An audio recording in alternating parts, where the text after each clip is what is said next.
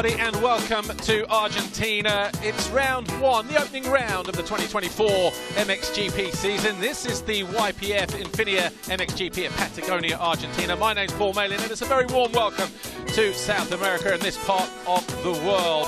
We're about 1,200 kilometers southwest of the country's capital, Buenos Aires, and we're close to the border of Chile, and it'll be the 8th time we've come to this fabulous location. Of course, as you can see, the area is on point, the track one of the best in the world, but it's the fans who really make this place so special. And in MXGP, the three-time champ and defending world champion Jorge Prado is the rider with the biggest target on his back this weekend as he looks to get off to the perfect start in 2024. And waiting in the wings, though, are two five-time world champions, Tim Gajser and Jeffrey Herlings, and it's the first time we've had two five-time world champions going head-to-head since the 2005 season, when it was Stefan Everts and Joel Smets. Romain Febvre, another rider who is on course as well for a possible upset and maybe standing on the podium, maybe even walking away with the winner's trophy this weekend. Jeremy Seewer, Glenn Koldenoff, Maxime Renault are amongst those who will also be vying for a place on the podium. This is the racetrack here, just over 1,600 meters long, just over a mile long, set in the Garden of Patagonia. 14 degrees, feels a little bit warmer than that outside when we dip out briefly in between races. The circuit, nice and low meat, but it's a hard crust, the volcanic crust underneath that gets edgy and can catch riders out, and did catch riders out yesterday, as we'll see in our qualifying highlights a little later on. But the racetrack here sadly will not be used again after this weekend. This is the 8th. Anyway, here's our team report. Coming into 2024, Jorge Prado has to start as the favourite. Yes, he's a defending champion, but with two motivated guys in the form of Jeffrey and Tim, and Romain Febvre with his 6 Grand Prix victories last year, what we are looking at is a potential 4, maybe 5-way battle for a world title. And if that is the case, then this championship is going to be worth the watch, that's for sure. Welcome to the 2024 MXGP Motocross World Championship with me, Paul Malin. And for the first time since 2005, MXGP sees not just one, but two five-time world champions lining up to compete for the title. And for the first time ever, neither one is defending champion. Romain Febvre, Maxime Renault and Pauls Jonass are the three other world champions in the class going for gold. But don't discount the likes of Jeremy Seewer, Ruben Fernandez, Glenn Koldenoff and class rookie Jago Geerts getting in on the act as well.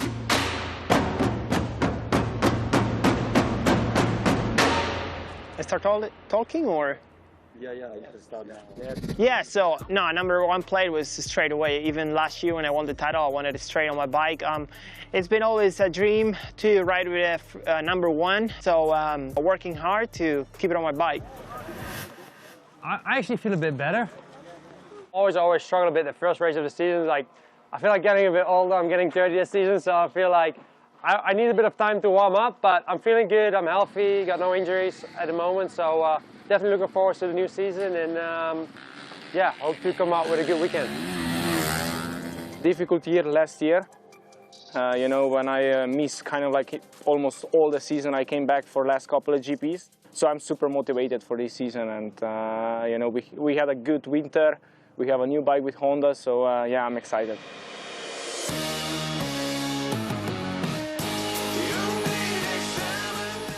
I was missing races, you know, I was missing, especially after a long break that we usually have every year, you know, from the last race, let's say last year until now, the first GP. But yeah, would be nice, you know, we're going to have a long season, many GPs, and yeah, I'm excited. Yeah, could you? First day at school.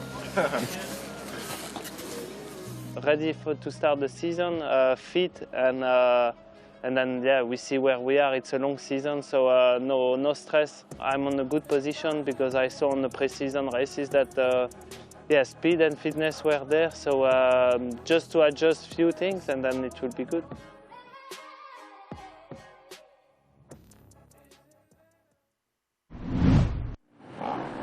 Of course, that report a snippet of what we can expect next week, actually, Behind the Gate, episode 0. So if you enjoyed last year's series, then of course the new series will be on MXGP-TV very, very soon. We had a few special guests lining up. The Benavides brothers, fresh from the Dakar. They were part of the opening ceremony here. Of course, a little bit further north of here, Salta, close to the Bolivian border, but great to have them here. Massive motocross fans now in the world of off-road rally, of course, but yeah, I bet they enjoyed their lap here as well. I'm not sure if this is the first time they've ridden around here, because in the past we just normally do pre-grids with them. But anyway, talking to pre-grids, Lisa Lehnen was down on the grid a few moments ago. She caught up with Maxime Renault, who was 5th in the RAM qualifying race yesterday. But before that, the 107 up Lars van Berkel, L'Argentina. We're almost ready for the first MXGP race of the day, but I want to catch up with Lars van Berkel because I think he's a little bit confused as to what sport he's competing in today. Lars, there's a football underneath your arm, not your helmet. What's going on there? Yeah, normally I'm beach racing, now motocross riding, but I'm riding for an Argentinian team, the Pagani Honda team, so they are full Argentinian, so I had to come on like an Argentinian guy here and be a bit of Messi style. Was inspired by the quarterfinal. That was really hard for the Dutchies, but I think it's cool. So I take my football, and I was actually planning to kick it into the crowd, but it's not allowed. So I'll just sign it and give it to you. Oh, nice. Oh, well, so you're giving me that? You're gifting me that ball? Yeah, I'm not allowed to kick it into the crowd, so it's for you. You can do it. I'm the second option then. Brilliant. Thanks for that. All right. Thank you. It's a pleasure to be here. So it's nice. Best of luck, Lars. Thank you. Now let's grab a few words with Maxime Renault. Maxime, do you want a round in football? No, I mean, I'm not the biggest fan of football, even if I know in Argentina it's a religion, you know, but yeah, obviously the World Cup I looked and I saw that Argentina got us pretty good, so yeah, but yeah, let's talk about motocross, I guess. Well, yeah, let's talk about motocross. How are you feeling? I know you're not feeling 100%. It could be worse, but it could be a lot better as well for you. Yeah, exactly. You know, I've been struggling since the injury last year in Spain. My foot is definitely hurt, not 100%, but it's enough to fight on the sharp end. You know, we still here and score some good points. So we're gonna give it all to be on the title fight in the end of the season, and yeah, try to score the most points possible at the moment. I mean, we all know you can't win a championship in the first round here in Argentina. Ideally, what would you be happy with walking away from today? A win. No. Okay. No, definitely I would be happy with a win, but yeah, we aim for good points, like I said, so got to focus on the start. You know, I feel like yesterday we had a really good start and the bike is really working good, so we're going to aim for that and then let the race come to me, you know. But yeah, obviously aiming for the best position possible. Have a good race. Thanks, Maxime. Okay, good luck to all the guys. It's time for MXGP Race 1.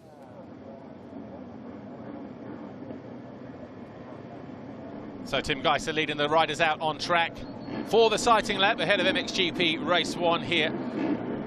And as always, it's their only opportunity to see the track before their first race. But here's what happened in the RAM qualifying race on Saturday afternoon, and it was explosive right from the very first corner. Tim Gajser came away with a whole shot, but there was carnage behind him as we go on board here with Romain Febvre. He was clear.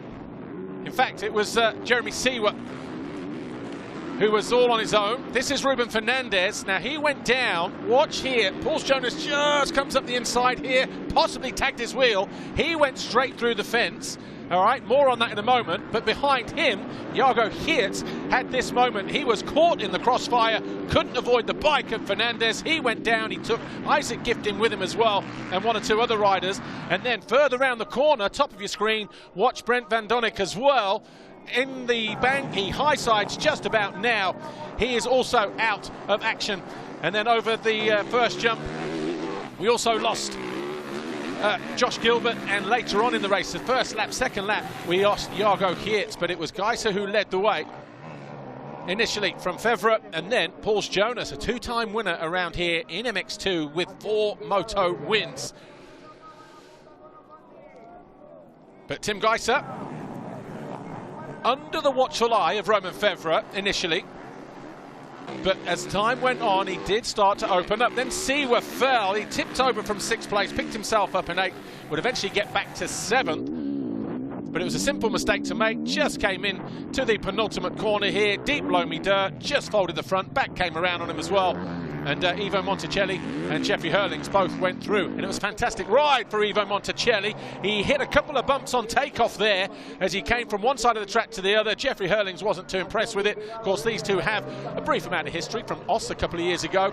Hurlings did go through to make the pass, though. That was for 6th place. That's where the bullet would finish. And Jorge Prado, the defending champion, with the red plate on the front, and the number 1, of course, got the better of Maxime Renault, who'd made a mistake on the entry to the waves. And that put Prado up in the 4th. Renault tried to fight back, but he came home in 5th place. Siwa eventually got the better of Monticelli to move back in the 7th. Monticelli, the MRT beta rider, coming home in 8th ahead of Valandren and Valentin Guillot. But Tim Gajser, well, he got a time practice pole last year in Turkey. This one was his first qualifying race win for points. Congratulations, Tim Gajser, on pole here in Argentina.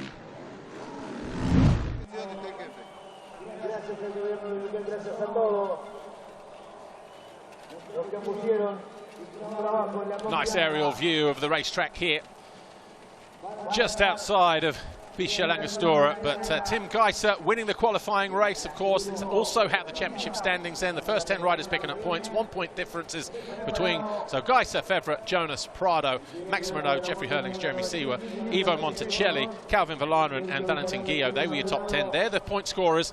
And of course, Tim Gajser winning that Ram qualifying race. He is the new championship leader heading into MXGP Race 1. And for the first time in a long time, Jorge Prado going to the line with the number 1, but on a white background. Here's how the riders line up then. MXGP Race 1 for the YPF Infinia MXGP of Argentina. Tim Gajser on pole. Romain Febvre lining up alongside him 2nd. Pauls Jonass, Jorge Prado, Maxime Renault and Jeffrey Hurlings. And then Jeremy Siwa and Ivo Monticelli. 9th for Calvin Valandren, 10th for Valentin Guillot. Ben Watson had a fight through traffic to get it to 11th. So too Glenn Coldenoff made a mistake. He made a good start, but he made a mistake out on the opening lap. Had to fight his way back to 12th on the Fantic. And then we've got Cornelius Tondal on the Schmieke Racing KTM. And then Kevin Horgmo, Jan Panzer, and then the Brazilian, the 238, having a good ride as well. Tim Gajser trying to psych himself up, getting ready, lining up for his 183rd Grand Prix start. Jeffrey Hurlings, the bullet. Is he in confident mood? Can he come away with a podium here? It's not important, doesn't have to. Romain Febvre, a track that he loves. Can he come away with a win here at the final time that we get to use this fabulous circuit? And Jeremy Siwa had his problems here last year. He's been a little bit quieter than usual, has the Swiss rider. But is he saving it all for today's races? Pauls Jonass, 2-time winner around here now, the standing construct Honda rider. 4 race wins, 2 MXGP victories in MX2, sorry. And the 259, Glenn Coldenoff. Fantic Factory Racing MXGP.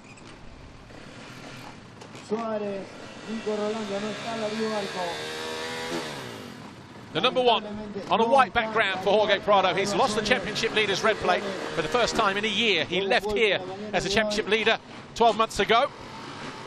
He arrives here for race 1 with a white background. Will he change that here today? Spare a thought for Brent Van Donnick, broken femur. Ruben Fernandez, lower leg injury. Iago Kietz, broken elbow. Alberto Ferrato, leg injury. Josh Gilbert, elbow injury. They will miss the action here today. The Fly Racing 15-second board is up. That'll turn to 5. Who will it be that grabs that all-important foxhole shot? Last year, Jorge Prado, 14 of them over the course of the season. He missed out yesterday. The gate drops today. Oh, is it going to be business as usual for the number 1? Well, he's in there first. Does he run wide? Of course not. It's Jorge Prado, but he's ran wide now on the exit.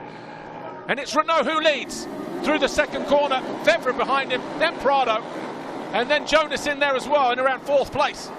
as they hit the first crest, and Koldenhoff in there as well, I think, on the Fantic. Yeah, Koldenhoff over on that far side. And then Gajser in there as well in white, just trying to tuck in behind Romain Febvre. But it's Prado who leads. He's found his way back past Renault. Febvre there in third.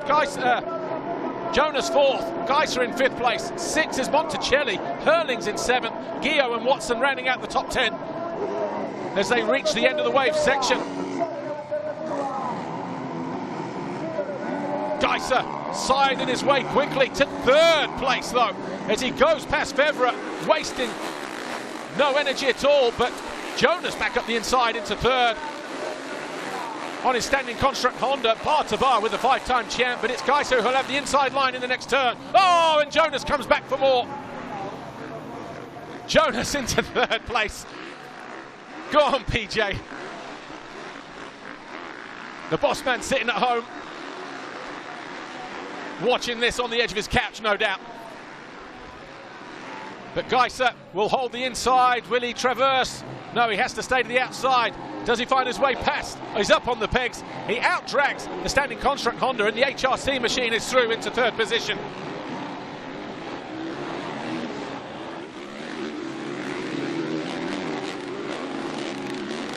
We don't have the first official full lap complete just yet. You've got to go finish line to finish line. But for now, Jorge Prado leads the way by 1.4 seconds over Maxime Renault. Tim Gajser is in third. Jonass fourth. Febvre in fifth as they come through this sweeping right-hander.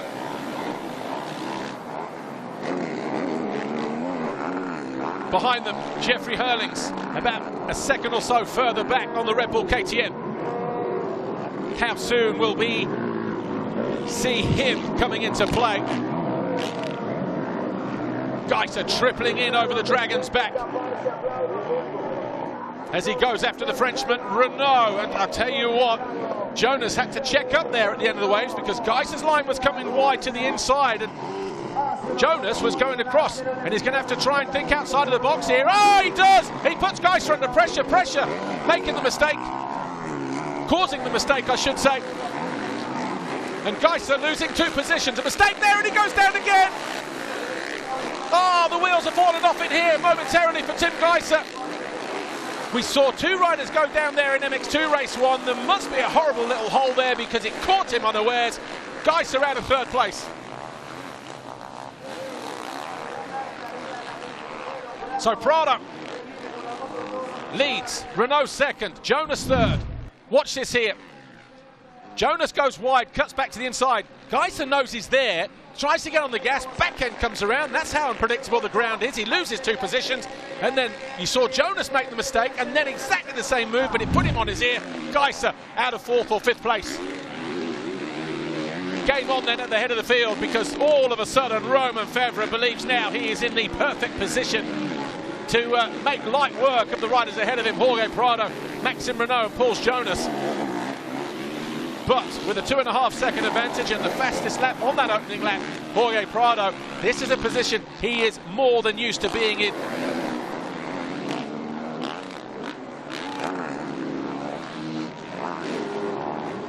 But Romain Febvre, a lot of this race will depend on how quickly he can find his way past the 4-time race winner around here. He got a bit of a kick there, did the 41.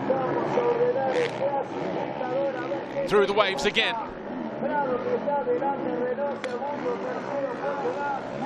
Things just settling down at the moment.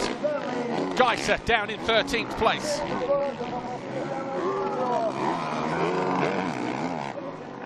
So Prado, Renault, Jonass, Febvre, Jeffrey Hurlings there in the background, losing touch with Jonass and Febvre here in the red and green. Oh, he stays nice and low there, just a little too low, Romain Febvre. Bounces off the top of the landing, but tries to bring it down as quickly as possible. And he's looking to go up the inside here. That corner offers up so many opportunities. Wide and cut back, rail the inside, rail the outside. Either way, the ground unpredictable, hard and crusty underneath. A lot of edges that you cannot see. And a mistake there from Febvre on the exit of that left-hander as well.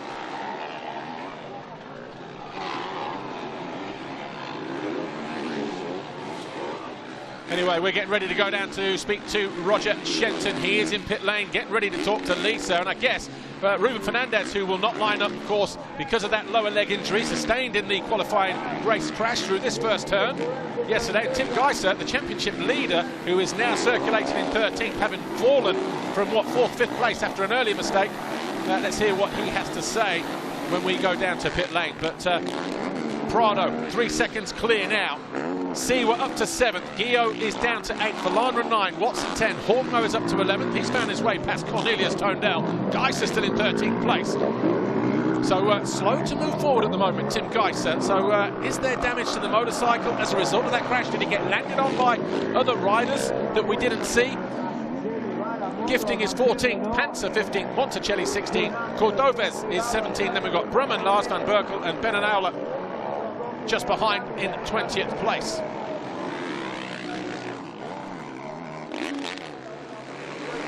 Jorge Prado extending his lead to 3.7 seconds now. And you see there, Jonass having to jump over that hole that caught him and Gajser out a lap or two ago. Once again, Febvre getting ready to flex those French muscles of his, and he does so beautifully down the inside of Jonass. And he moves up into 3rd place.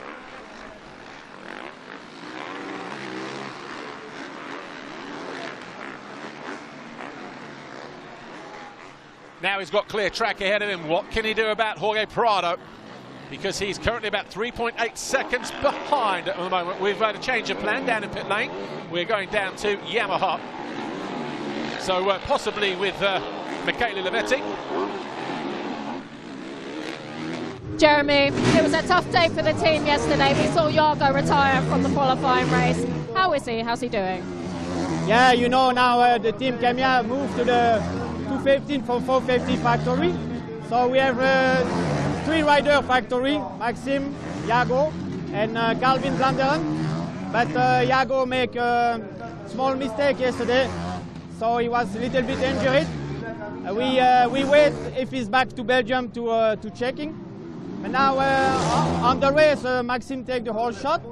Then he was 2 now, and we wait a little bit about what he can do better. Best of luck to the team. Thanks, Jeremy. Thank you. Well, slightly more than a small crash. Jeremy, big crash in the first turn, and then another one over on the Dragon's Back, over on the far, well, before the Dragon's Back, over on the far side of the track on the very next lap.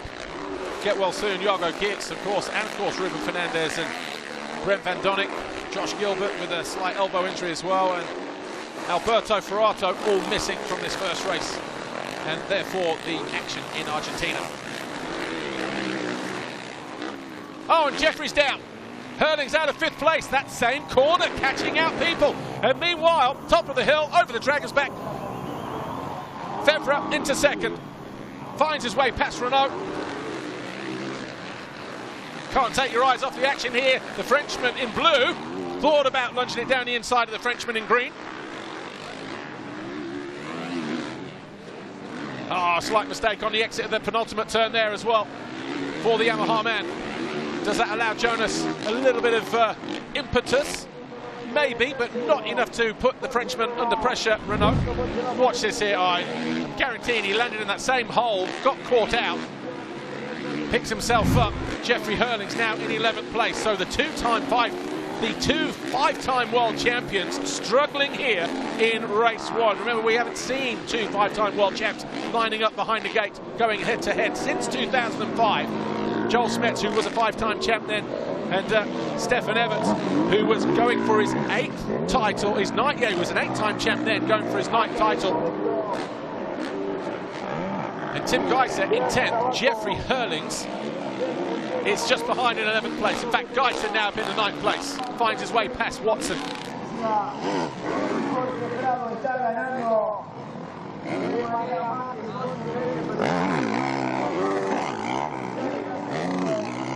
So 20 minutes plus 2 laps to go. The length of the ramp qualifying race still to run in this first MXGP race. So they're just getting warmed up then, basically. That's what that means.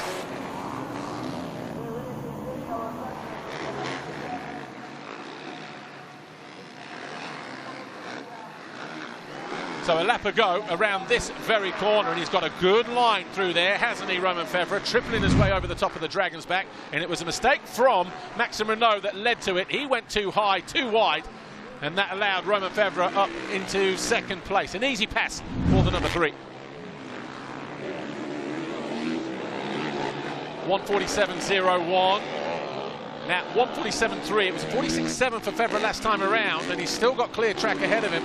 47.6. So the gap came down briefly. It's gone back out to 5.8. So Prado doing a fantastic job maintaining the gap between him and Febvre, who's now in that second position.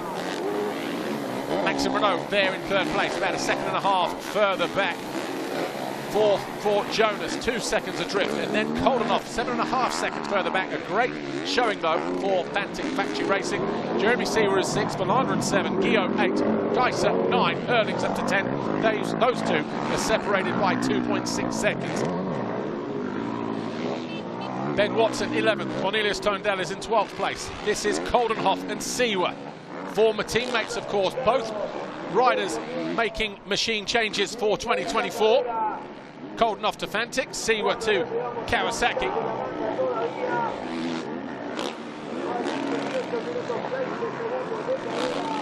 Coldenhoff with the advantage at the moment. Had a solid pre-season, both these riders did actually. Coldenhoff winning at Hawkstone Park International with a couple second place finishes, and Seawer finishing at Sommières in France, beating his teammate Romain Febvre. And the irony is, you know, Jorge Prado spent his pre-season in the US, of course. He got a handful of gate drops over there. Jeffrey Hurlings did a couple of races. The last one at the weekend in Leeuwarden in the Netherlands. Gajser was solid as well. So all the main protagonists, if you like, pretty much did what they needed to do. And this is the first time we've brought them all together. But it's Prado who is leading the way at the moment, the defending champion. And he will be taking the top spot in the championship once again with his qualifying points yesterday and his win today. If he can hold on to that, it'll put him on 32. Febvre will be on 31. So if Febvre finds his way past Prado towards the end of the race, he will be the new championship leader heading into race 2. Renaux is 3rd, Jonass is 4th, and Gajser 5th in the standings. Yeah, horrible holes there. Gajser had a similar thing yesterday. Maxime Renaux also yesterday. We're just picking it up on Renaux this time around though. Square edges, the ground is dark, you can't see, and then all of a sudden, bam, bam. Left to right, back end, shaking violently, not playing ball. Just like Lars van Berkel's sighting lap.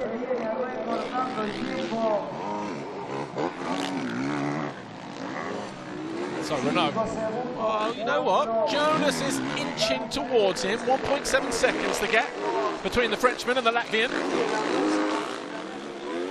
Febvre taking the wide line. So this was Febvre on Jonass earlier on in the race. Yeah, Jonass tried to get back on him, didn't he? But there was no way through. And then this was him moving into second position. Yeah, look at that, having a word with the sponsors, Maxime Renaux.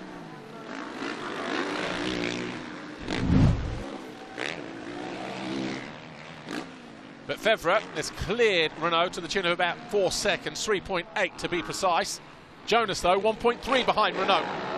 And you can see visibly closing in the background as they reach the left-right behind the start, turns 10 and 11.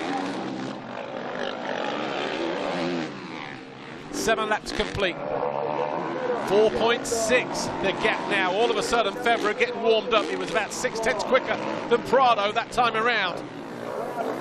Meanwhile, his teammate homing in on Coldenhoff here. Seawer in 6th, Coldenhoff in 5th. Those two separated by nothing, half a second or so.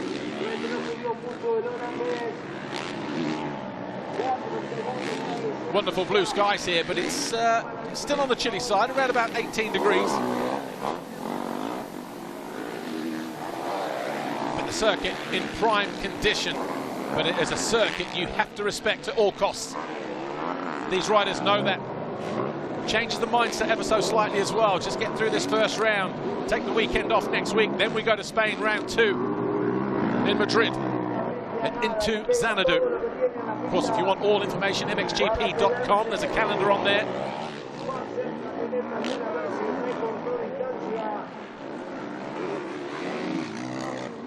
looking good for the Hoff at the moment. Koldenhoff last year, 4th in the championship, 7th and a 14th here, not what he was after, 10th overall. Of course, Seawer, we know what happened to him, not over this roller, but the next one on the Saturday in the qualifying.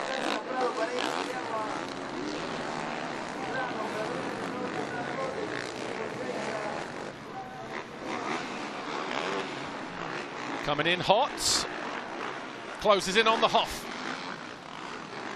And the different line choice again, you see the two concertina backwards and forwards. Back marker just trying to stay out of the way there, looks like he's got a rear wheel issue, but Seawer goes wide and then chooses not to cut tight, goes over the little ridge. Cost him some time though. Jonass is up to 3rd. He's found his way past Maxime Renault. And it must have been in the final turn because there were 1200ths as they hit the line. So Jonass moving forward with a move on Maxime Renault into 3rd. Can only assume it was in the finish corner. And that final turn definitely sets itself up for that as well, because you've got the bank, you can run in hot. We saw it on the final lap, final turn in MX2 Race 1. I won't spoil it, won't say who and all that. Oh, big crowd noise. A moment ago, just wondering if something happened in the waves there, but Renault trying his best to find his way back past Pauls Jonass. Did he pass him in the final turn? Half a lap ago. If we have it, we'll bring it. Everybody going around the outside now because of that horrible hole just the other side of the single. So Pauls Jonass on Renault. This was how he did it just a moment ago. Oh, just over the finish line. And then out drags him down the start straight into that first turn, but he'd already got the better of him through the final turn. Renault back ahead of him, but then maybe through the waves he found his way back past, because he was leading at that point of the racetrack when we picked up the action once more. So maybe there's another pass in the wave section. That's maybe what the crowd were cheering for.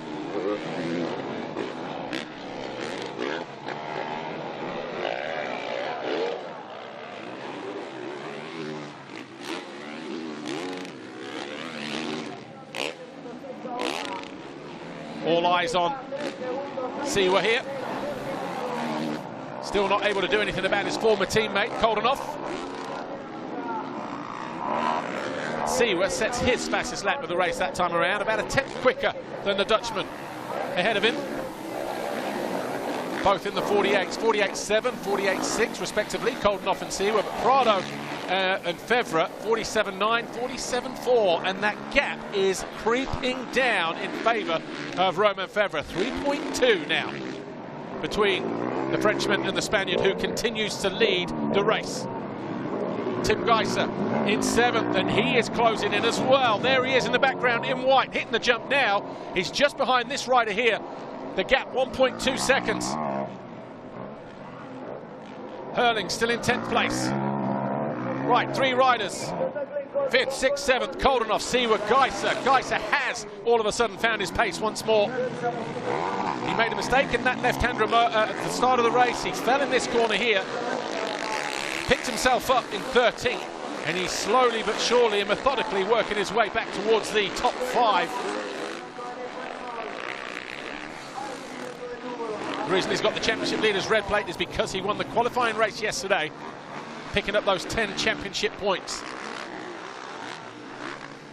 But as it stands now, Jorge Prado will be the new championship leader if he stays where he is. Romain Febvre may have something to say, because the gap is now down to 2.5. Traffic on the horizon for Koldenhoff. Seawer goes to the outside, possibly unaware that Gajser is closing at a fair rate of knots here.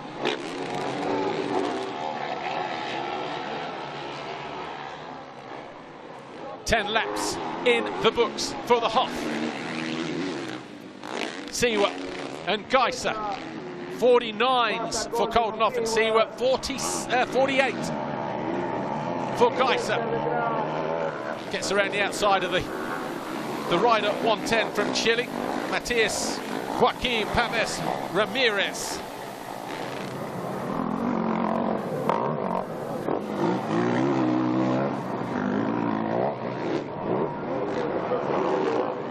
Tim Gajser, whatever the issues were after he picked himself up, maybe it was just the pace of everybody else, the frantic nature of riders just jostling for position, trying to sort themselves out when he picked himself up in that 13th.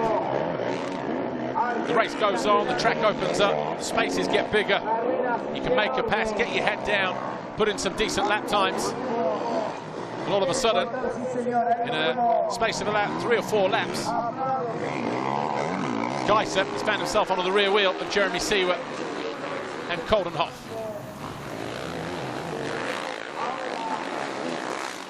Still opting for that inside. Just under 9 minutes plus 2 to go here. MXGP Race 1. The YPF Infinia MXGP of Patagonia, Argentina, as Gajser takes a lunge down the inside of Seewer. Renault still harassing the 41 ahead of him of Jonass as they continue their battle for 3rd place.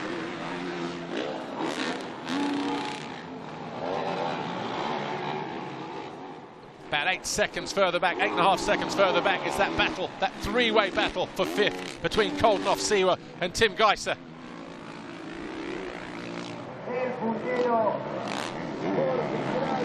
Pauls Jonass, fantastic ride at the moment. Clearly enjoying his riding, is PJ.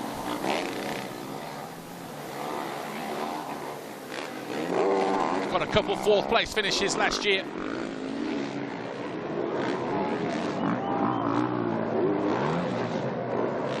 Been a while since he's featured inside the top 3. 3 2nd place finishes in the 2022 season.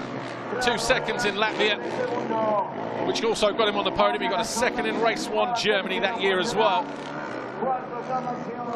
So this will be a welcome return to the top 3 for the Latvian if he can hold off Maxim Renault for the next 7.5 minutes plus 2 laps. But look at number 1, Jorge Prado, the Red Bull Gas rider, perfectly poised as he pops the rhythm section. He's being unchallenged at the moment. He's got that gap back out from 2.5 to 3.7 seconds. He's obviously got one eye going on behind, keeping it on Febvre. Here is Gajser homing in on Seewer. Seewer in the middle here. And Gajser pops a triple, double triple through the turn, but Seewer's going to fight back and run him to the ropes. Maintains that 6th position, but for how much longer? He certainly knows the threat is there now. Gajser trying to use every bit of the racetrack and a little bit more. He will hold the commanding line through here. He finally makes the pass. Does it stick though? Yes, it does. Gajser now up in the 6th place.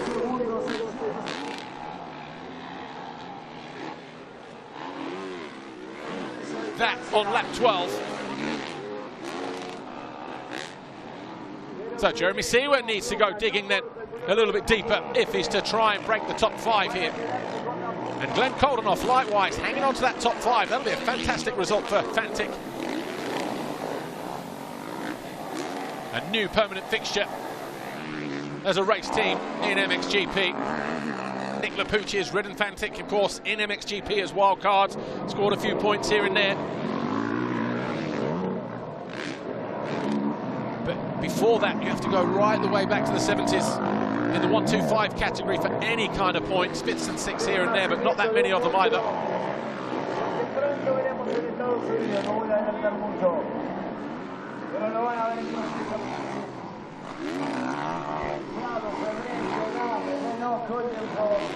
How much of this can Glenn Coldenhoff take? He's put up with Jeremy Seewer for the last few laps.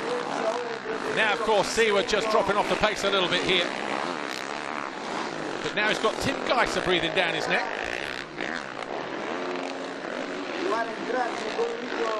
And as always, it's a fresh pair of eyes, isn't it, that allows you to sort of make that progress through the field as and when you need to. Jeremy Seewer for what, 6 or 7 laps behind the Hoff, not making the pass. Gajser comes along, first time of asking, looking for a way through. Slight bobble there on the exit of the turn though. 13 laps in the books then.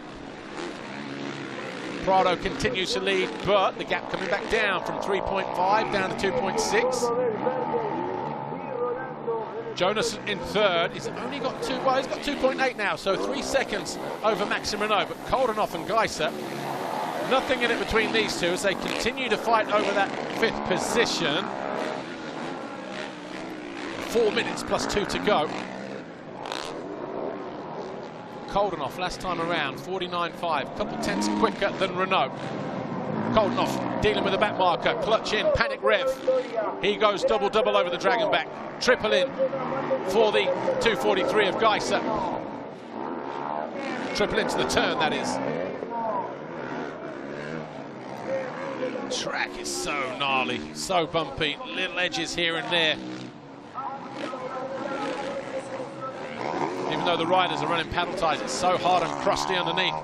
They say the unpredictable nature of this racetrack is what is the problem. Yeah, it's in a beautiful location, but when you ride it, it gives a different vibe. When you're on the pegs and on the bars. Front wheels can lose traction at any moment. The back end can light up at any moment, as we saw Gajser at the start of the race. When he went from 3rd to 5th, and then in the next corner just threw it away, down to 13th.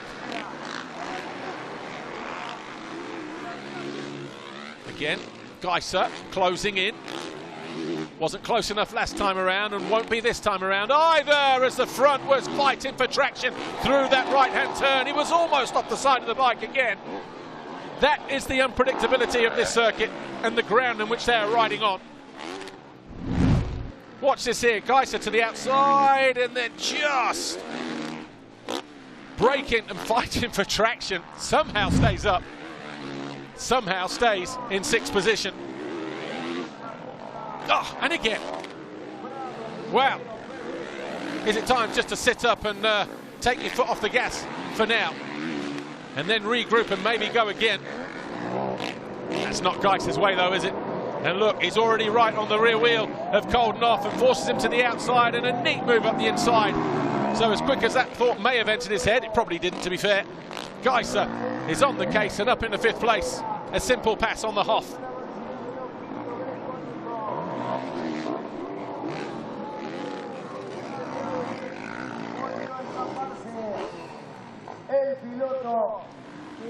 So Koldenhoff, his time in the top 5, lasting almost the entire race, but Gajser just picking him off then in the latter stages. It's going to be close actually as we hit the line, isn't it? Is it going to be 3 laps or 2 laps to go? I would say probably 3, given where they are on the racetrack, and given that the lap times are 1:47 for your race leader, and we're working our way towards the end of this lap now, lap 15. And here is Jorge Prado. Well, there you go, 3 laps to go. The back end kicking viciously and violently once again on another rider as he hits that part of the racetrack. But he's, watch this here, up on the pegs. This is why you stand up on the pegs. If he was sat down at the moment in time, he would have been ejected out the front, the side, the back, who knows, whichever way. The legs acting as that extra suspension. Oh, catches a hole there as well. That was a moment for him at the bottom of the hill. So 2 moments for Prado as well. Febvre throwing in the towel, 6.5 seconds back now. Saving it all for race 2, possibly. I'd like to see a replay actually of over the ram jump a moment ago for Prado when he came into land. Because he went down the start straight, had that wicked kick, 2 corners later, those 3 jumps into turn 3, just where the first intermediate sector ends. He just came into land and there was a horrible hole there as well. Romain Febvre tried to chase down the defending champ, but Prado at the moment just too good in this first race.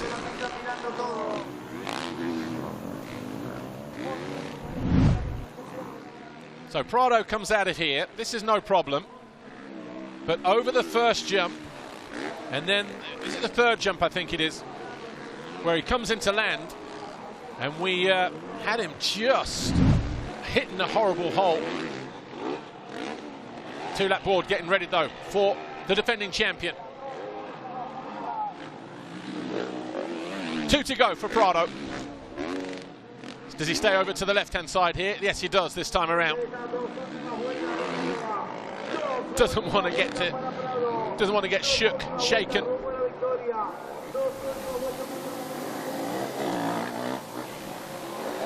So a lap ago, Jorge Prado, when he came into land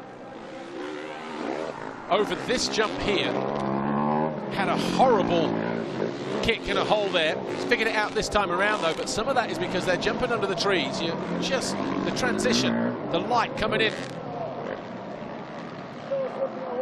The visibility having just to correct ever so slightly. No risks through the waves, with a lap and a bit to go. Taking a quick look at the timing screen here. He's got about 7.5 seconds over Febvre. Jonass 11 seconds further back. He's 6.3 clear of Renault. Gajser though, 4.7 seconds down on Renault. And he was a 1:49.3 last time to a 1:51.4. Could be some fireworks on the final lap between Renault and Gajser if that pace maintains. A couple of seconds a lap. That'll be touching distance for Gajser, so we'll try and keep an eye on that, Renault and Gajser, with a lap to go. See what the gap is when he gets over the line to start his final lap. But Prado knows he has time in his pocket now. He would have seen Febvre just backing off. Anyway, here's Prado into the final lap then for the defending champion. As he continues to lead, he's about 1:51 or thereabouts away from the checkered flag. This was him a couple of laps ago. That back end just kicking out.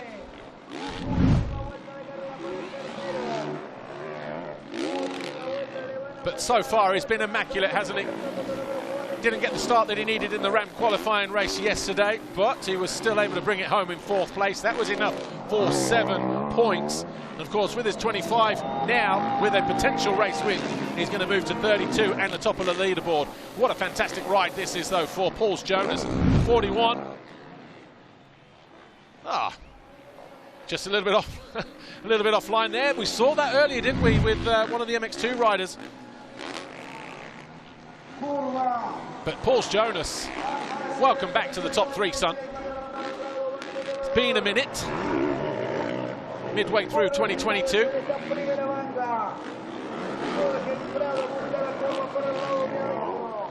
He has 600, yeah, well look at this, Tim Gajser 2.7 seconds behind going into the final lap. Renault 4th, Gajser 5th. Here's Herlings, the number 84. He is in 8th place at the moment. He's not going to be pumped with this result. The line room behind him in 9th, which is where he finished in the qualifying race yesterday. But just trying to see if I can spy. Yeah, Gajser is closing in on Renault. Over towards the end of Sector 3. So here's Prado getting ready to take the checkered flag. Business as usual for the defending champ. Jorge Prado wins race 1 here in Patagonia, Argentina, just as he did 12 months ago. Romain Febvre crosses the line in 2nd. But look in the final couple of corners, Renault and Gajser. Who will it be that grabs that 4th position? Is it going to be Renault? Yes, just. The gap between them, 0.3 of a second. And Koldenhoff holds on for 6th place. He was 7. Herlings should be 8. Verlaine 9 and Watson, a top 10 ride for the MRT Beta rider when he comes over the line in a moment. But Jorge Prado with the race win. His 78th career race win now. Jorge Prado, his first of the season, and the perfect way to kick things off. He leads the championship heading into race 2. Will he come away from here with the championship leader's red plate as he did 12 months ago? Well, he's certainly done half of that right now, repeating what he did here last year, winning race 1. And the Red Bull Gas rider getting ready to speak to Lisa Leyland. Perfect start for Jorge Prado, the defending champion. Fans enjoyed it as well, of course. This part of the world, a Spaniard, Spanish speaking, just as we are here. No doubt who they are supporting. But here is our race 1 winner with Lisa.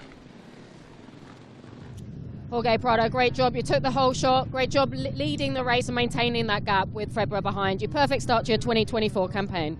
Yeah, I started second. It was a good jump. I had a little spin out of the gate.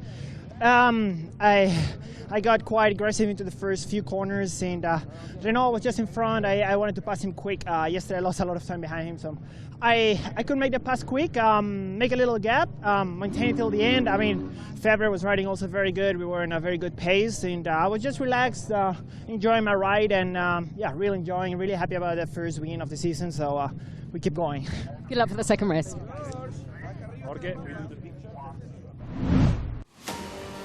Jorge Prado off to the perfect start then. Wins race 1, jumps to the top of the championship standings. Similar fashion to what he did last year. A winner in race 1, the Red Bull Gas rider had to surrender the red plates after yesterday's Ram qualifying race to Tim Gajser. But for now, here's the championship leader. Will he be picking up the red plate at the end of race 2?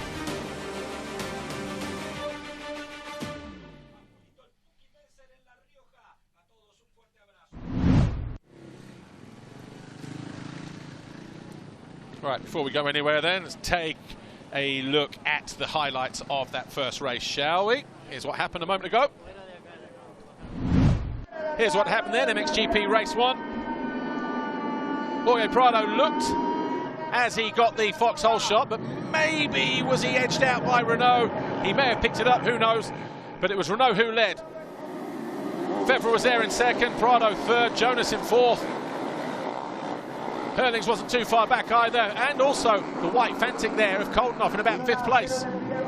But Tim Gajser, the first to blink, he made a mistake, and then 100 metres later crashed down here to 13th from 5th. Picked himself up, and it was a while before he got going again. Meanwhile, top of your screen, Renault was there in second, Jonass third, Febvre down the inside of the Latvian though, and then set his sights on the Yamaha ahead of him. Herlings then fell from 5th down to 11th. He would eventually come home in 8th place. And then Renault ran a little too wide. An easy pass in the end for Febvre as he moved into second position. Gajser and Siwa denying the 5-time champ until the end of the next straight, when eventually the Honda man went through, and then once he did, he found his way past Koldenhoff to move into 5th place. Couldn't do anything about Renault though. Those two separated by 3/10, they hit the line. But it was Jorge Prado who was victorious by almost 10 seconds over Romain Febvre and Pauls Jonass, his first top 3 in a year and a half. Let's give you the results then, shall we?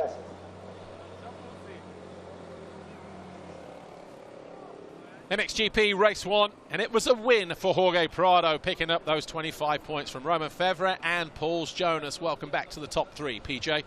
Maxim Renault 4th, Tim Gajser 5th, with Koldenhoff, Siwa and Herlings. And then down in 9th place we had Calvin Verlandren and Ben Watson in the top 10 on the Beta. Valentin Guillot, Kevin Horgmo, the two teammates there, 11th and 12th. Then we had Ivo Monticelli, Cornelius Tondel, Jan Panzer and Isaac Gifting. Final points going to Cordoves, Lars van Berkel, Rolando and Villaronga Muga. Take a look at the foxhole shot. We know it was close, but how close between the Renault Yamaha and the Prado Gas. Just by about a half a wheel. Jorge Prado picking up from where he left off. 14 last year, and he bags his first one of 2024. The runaway Holtshot man is back. Can any stop him? Anybody stop him though?